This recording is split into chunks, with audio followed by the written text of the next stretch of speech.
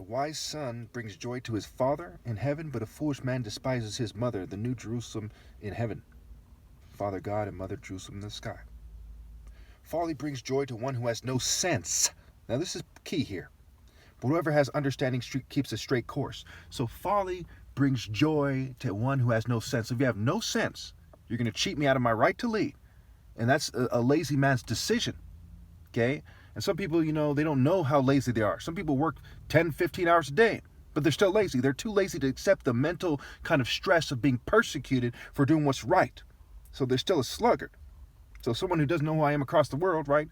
Say they teach taekwondo or they teach capoeira, and they're somewhere across the world, okay? They have no sense, okay? Now, the man is the guy who really has more romantic drive, more sex drive. He's the one who initiates conversation historically and naturally, okay? The head of the household. So we hold it against him more when he and the female aren't smart enough to consent. He knows more that he's not supposed to be sleeping with her. Okay, folly brings joy to one who has no sense, and sense and the ability to consent are connected. We say, well, how do we know that? You're just saying that because you logically have the most sense because of sparring and your martial art argument and so on and so forth. No. Okay, if a woman is drunk, okay, the way she senses things is different. Intoxication, right? Intoxicated with pagan deities, and literally intoxicated are connected. Intoxicated, right, made drunk off the blood of the saints, off the guilt of rebellion, off of being a sinner, okay? All who sin are slave to sin is what the Bible says. So folly brings joy to one who has no sense. Whatever has understanding keeps a straight course, straight to the King. I am the way, I am the gate and the way and the truth. The truth is, I'm the one who established the throne in righteousness and justice. Not anyone else. Not the church, not the mosques, not the synagogues, not anyone else. Certainly not the state or your cult mentors or whatever, your gurus. So cheating me out of my right to lead, and then you say, hey, look how cute my kid is, or my marriage or my career brings joy to you because you have no sense. And you're not smart enough to consent.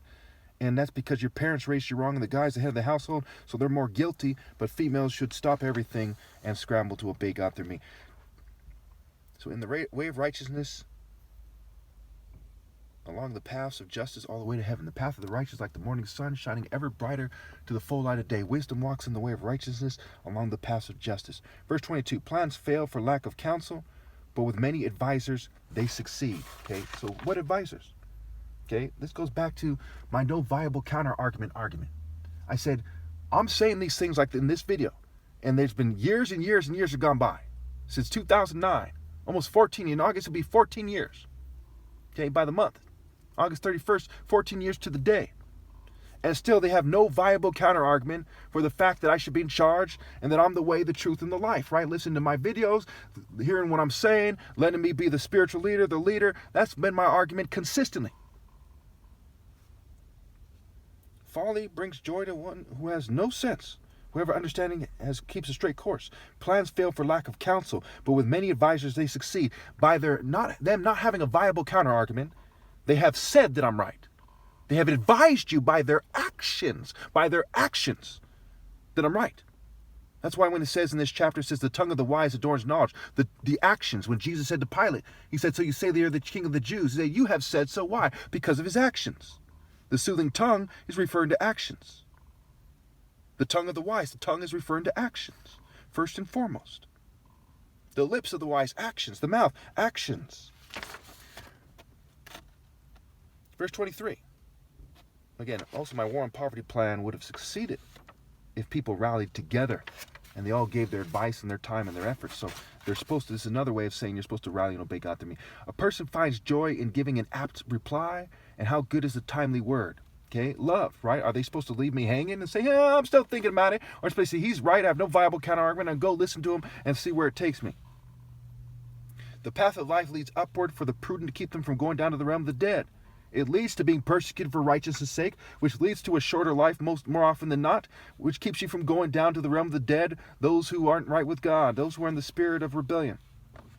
And you can be there before you die. The Lord tears down the house of the proud, but he sets the widow's boundary stones in place. The Lord detests the thoughts of the wicked, but gracious words are pure in his sight. Again, actions. The greedy bring ruin to their household, but the one who hates bribes will live.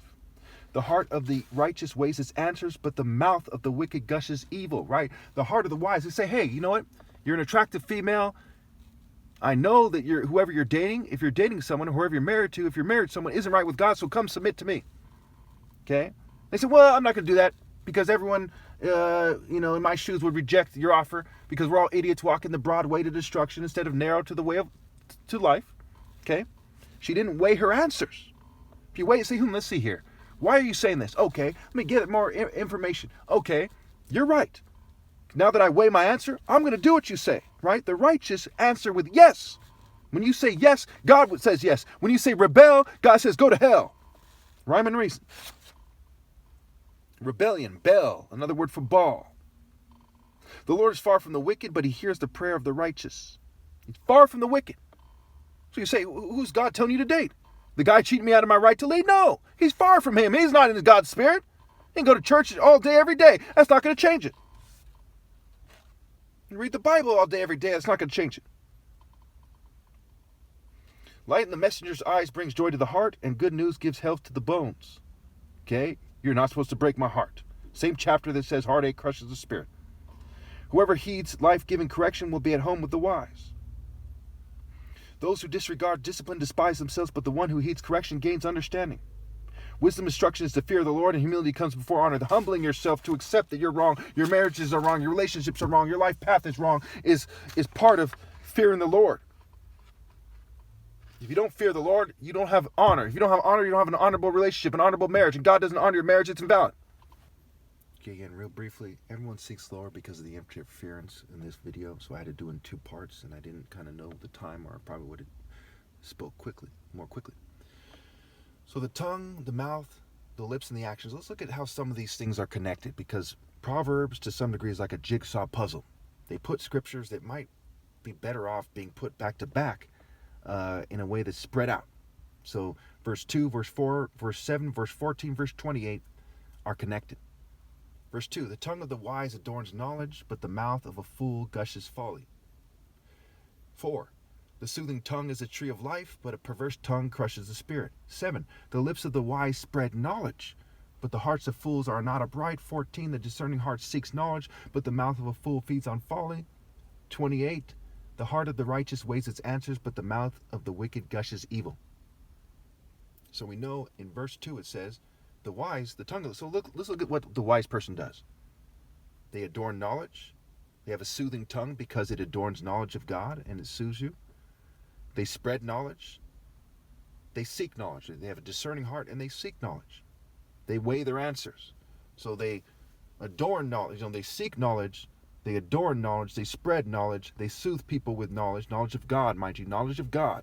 Knowledge of God in their spirit. So as I've been doing the right thing, I know God, and God is being conveyed through me, right? He's resonating. His spirit is on me, okay? And that soothes people, okay?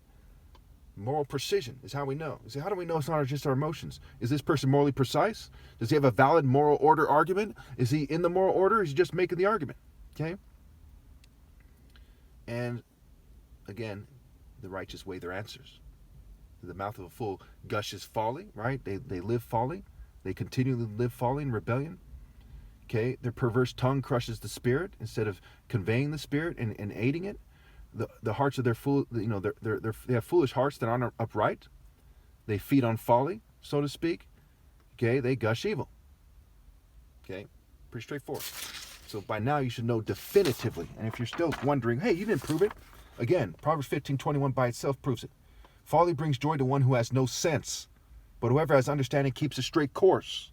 Also, verse 13, a happy heart makes the face cheerful, but heartache crushes the spirit, right? A straight course, right? Walk with the wise and become wise, for a companion of fools suffers harm. A straight course is with the wise. You're not supposed to have the desire the company of the wicked. Proverbs says, don't desire the company of the wicked. Don't envy the wicked. It says, walk with the wise, okay? And you people are walking with the wicked. You yourselves are wicked when you're alone, and you're walking because you're cheating me out of my right to lead, okay? And when you date and you marry and you're with your children even, you're walking with the wicked because you didn't bring them to God, right? The horse comes before the cart. Your children are going to be worth going to heaven, okay? They're worthy to go to heaven and trustworthy in life and so on and so forth. They have to be in the divine order, Or they're just another scoundrel cheating me out of my right to lead, even if they're the most cute child that ever lived, most adorable, most polite, whatever you want to call it, at least in your eyes.